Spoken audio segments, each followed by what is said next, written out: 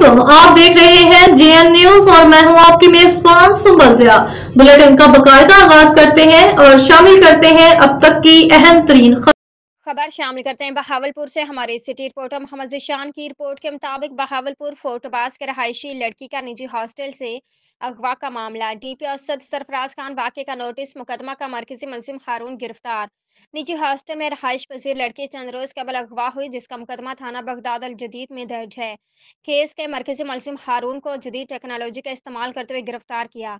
मुलजिम इस जमने रिकॉर्ड याफ्ता है, जिसका असल नाम गफरान फारूक है। मुलजिम मुख्तलिफ नामों से अपना तारुफ करवाकर लड़कियों को ऑनलाइन बिजनेस और मुख्तलिफ ममालिक में नौकरियों का झांसा देकर गुमराह करता था।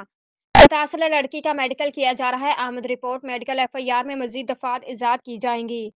माशरे के ऐसे नासूर किसी रायत का मुस्तहिक नहीं। मुलविस मुलजमान को इंटरोगेशन करके करार वाकई सजा दिलवाई जाएगी। डीपी असद सरफराज खान।